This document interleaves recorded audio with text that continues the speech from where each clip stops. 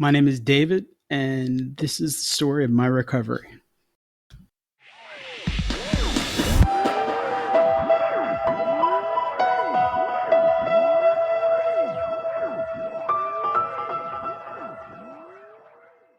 My name is David, and I am an addict. Um, this is my story, kind of starting from the beginning and kind of where I'm at today. So, I grew up in a very, very normal household. I came up actually fairly affluent, loving parents, one sister.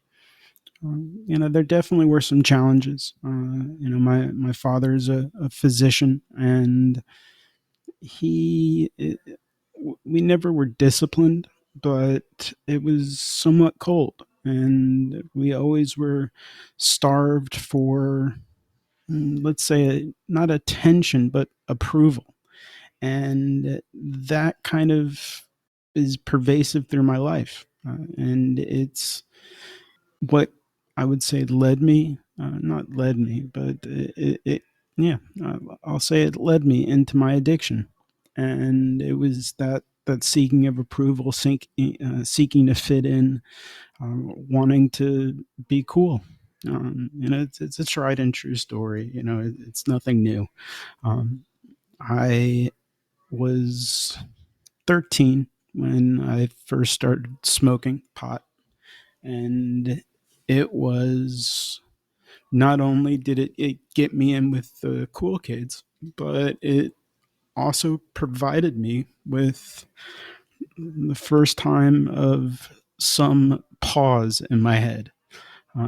I always felt, and only recently, during my recovery, have felt some control. But it always felt like, I don't know if you've ever seen where at a circus there's a talent show where they have a guy who's spinning plates on sticks, and he's going from one to the other, and they're just constantly spinning, and he's just constantly keeping them going.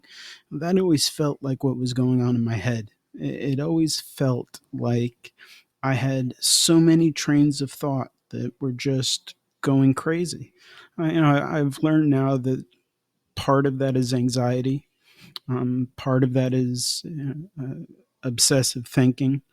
And what didn't help was drug use. And being 13, your brain is still very impressionable. And for me, it became, every time I could, I did, and did that for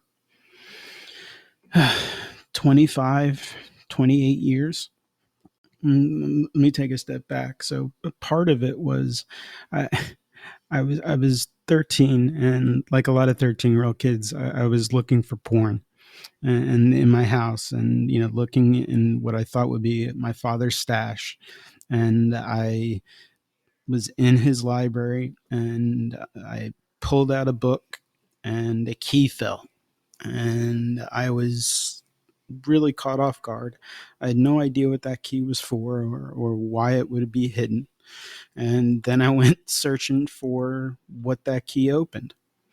And I searched and searched and finally found this file cabinet and opened it up. And sure enough, there was, some magazines in the top drawer. And on the bottom drawer was two big shoe boxes. And in each shoebox was Ziploc bags of pot. And I didn't know what it was at first. I always pictured pot as this big leaf. I had no idea that it dries down and is something completely different. I actually had to go to a friend that I thought was cool and I knew had smoked pot, and had him tell me what it was. Um, and oddly enough, there was also a small little envelope that was in there, and it had white powder. And didn't know what it was, guessed what it was, and actually, before I did pot, my first drug was coke. And my friend and we rubbed it on our gums because we had seen that in movies, and we were hysterical. Our mouths were numb, and we had trouble speaking. and that was, just a short-lived foray into it. But then we went into smoking, and it got me in with the cool kids. It got me in with girls that wouldn't have spoken with me, otherwise. And that is really the genesis of my smoking. And I smoked a lot. I smoked. If I had it, I smoked it. It was never let me just smoke a little to get high. It was let me smoke until I can't smoke anymore, until my body stops, until I can't lift fire to plant anymore. And that's how I did it. And I got into college, and when I was in school, in college, I tried everything, and pot really was the thing that I was attached to. It became part of my personality. I was known as being a pothead. I was still academically doing well. I was still social.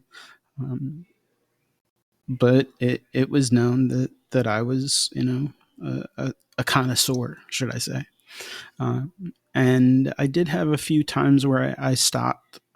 There was in my first year in college, I was told that one of the medications I was on, that you could get fucked up from it.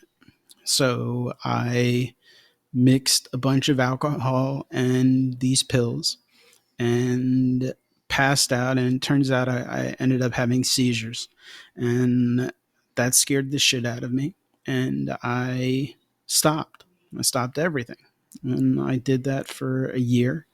And then I was on another medication. So I stopped drinking. So for a while, I wasn't doing anything. That lasted about a year. And then I started smoking again. Um, Actually, that's not true. See, my memory is not always clear. So I actually stopped for 2 years, and I had a really bad breakup. And what happened after the breakup? Uh, that same friend that showed me what pot was, he pressured me, and I was receptive, so I can't put it all on him. But he physically, I was on the ground, and he and his friends tied me down and made me smoke because I was a wreck after this girl left me. I was in a bad way, and this alleviated some of that pain. And I went from there. I was walking on campus. This is kind of like a small detour, but I was walking on campus one day, and I saw this ex, the one that sent me into a tailspin and severe depression. Saw her walking with a guy, and I had to get out. So I ducked into the first building that I was in, or that I found. And it turned out it was a study abroad office. And I was looking around, and I made a decision right there. I'm leaving the country. I know that's something that a lot of us want to run and dream of. But I was fortunate enough to make it happen. And I chose a place where they spoke English. So I went to London, and I was there for a year and a half. And when I got there, though, I didn't have any connections. But come to find out, this is what addicts do. We figure out a way to find it. You put us in a new place, and not only do we never forget how to get high, we know where to find it. We just do. We see people's cues. We know the lay of the land. It just happens. So that was January. No, I'm sorry. First time I smoked was 9/11, and I actually thought because I was high, I wasn't seeing what I was seeing. It was September 9/11 2001. I was in another country for that, and I was high when it happened. So it was very surreal. And it turns out that my clean date now is September 10th. Not that those two dates ever lined up, but turns out, funny enough, that my clean date is a day before I first got high in London. Um, it was 20 years later, but that's later on. Um, and from that point on, I never stopped smoking pot. Every day, multiple times a day, I smoked. Heavy, heavy smoker. And that lasted until I would say 20, 2011, around then.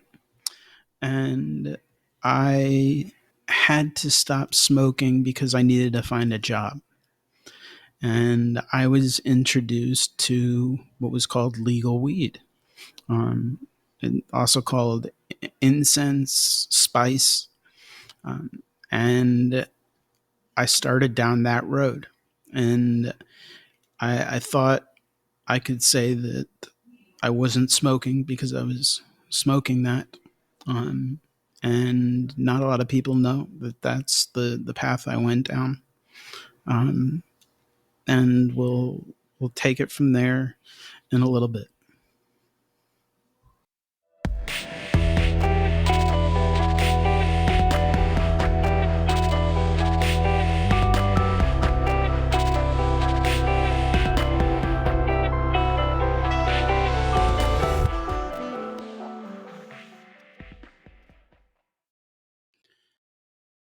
All right, so I'm back.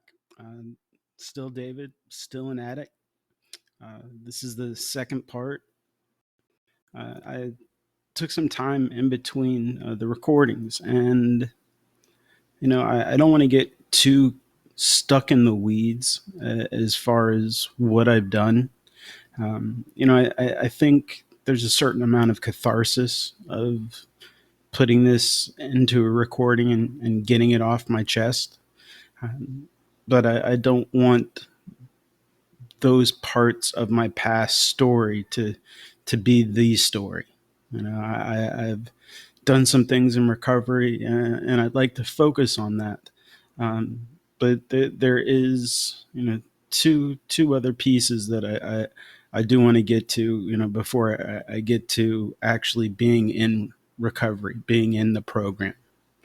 So when I ended the last segment, I mentioned getting into um, spice, and that kind of world is called synthetics, man-made chemicals that they come up with in a lab, and they put onto, when it comes to spice, onto some plant material and spray it down, and you get high off the chemicals.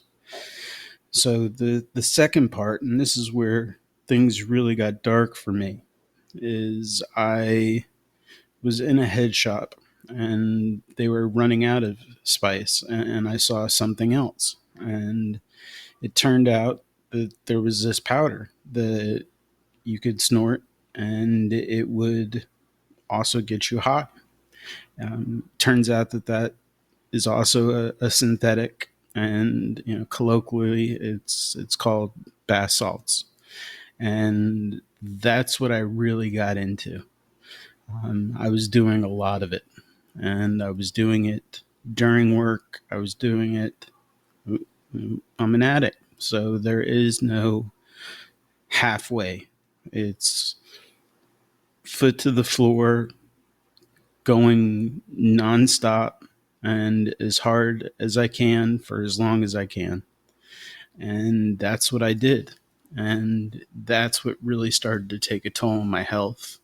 It took a toll on my psyche, drove me pretty crazy, made me very, very unstable in so many aspects. That was really where things started to go really, really wrong for me.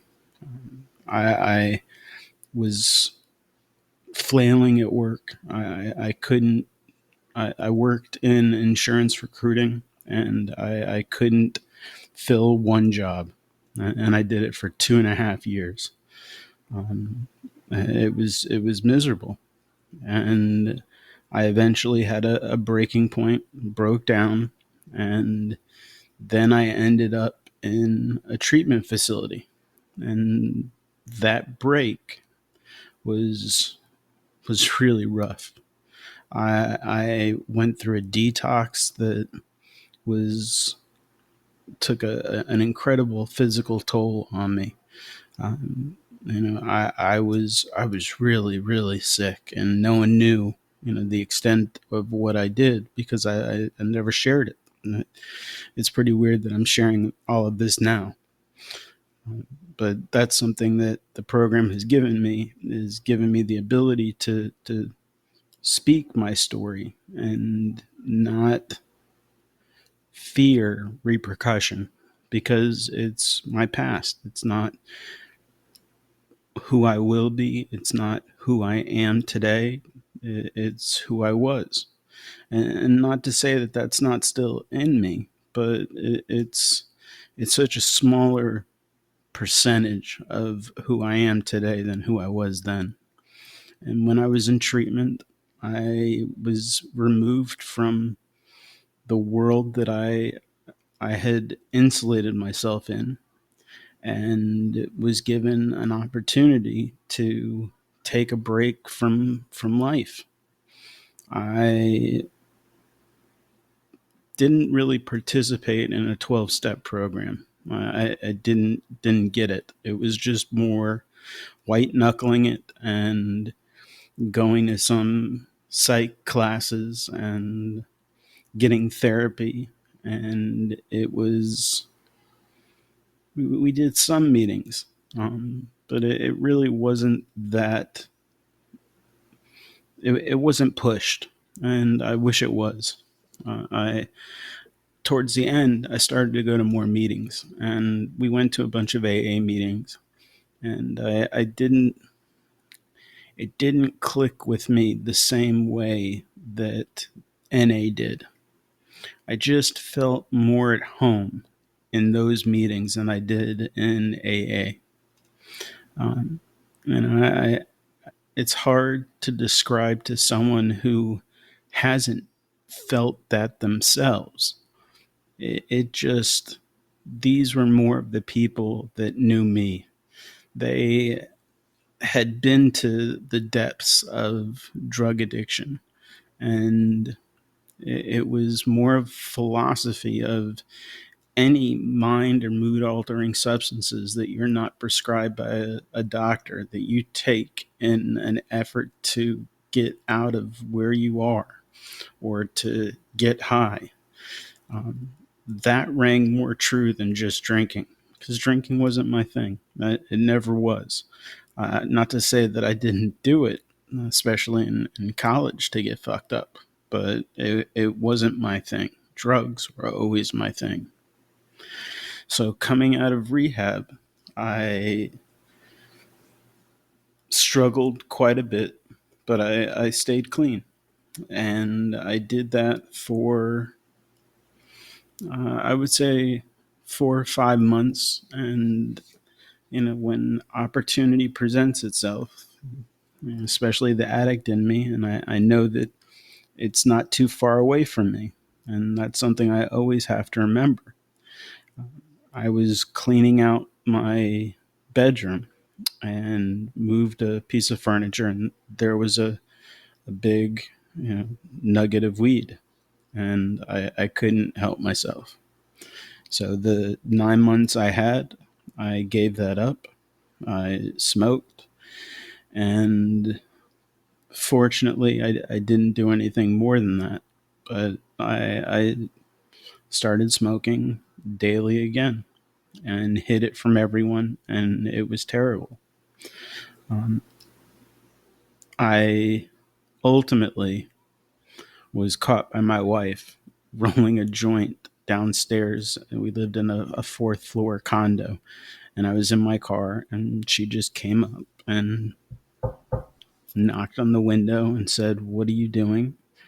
And I'll never forget that sinking feeling in my stomach.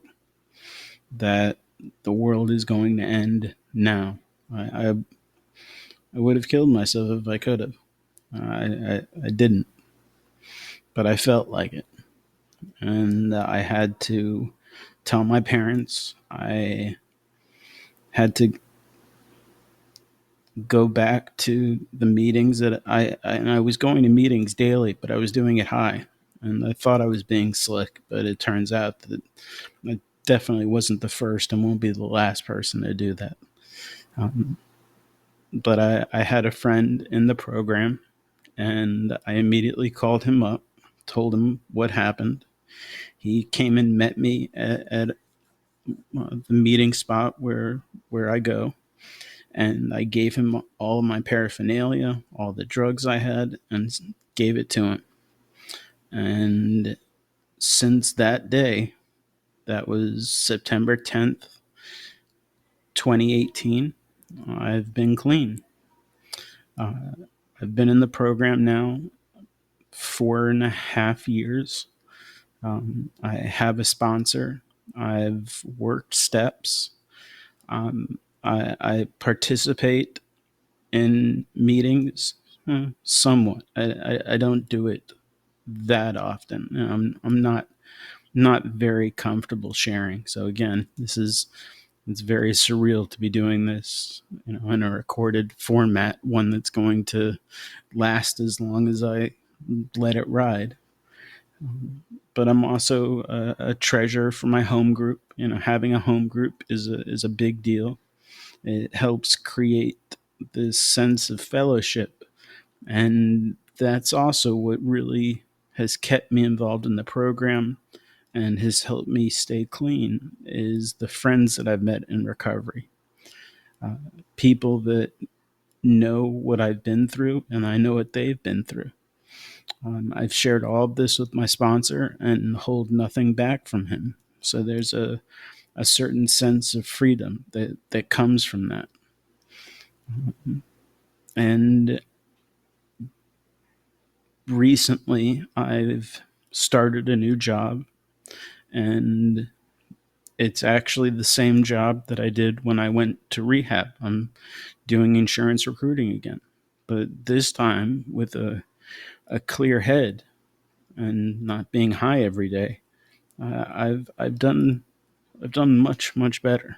I'm productive. I've filled a few jobs. I have a great job, great people around me that care about me, um, and all of it is because I'm clean now. And I don't want to give this up for anything. This means so much to me, and that's my story. Thank you. My name is David, and I'm an addict.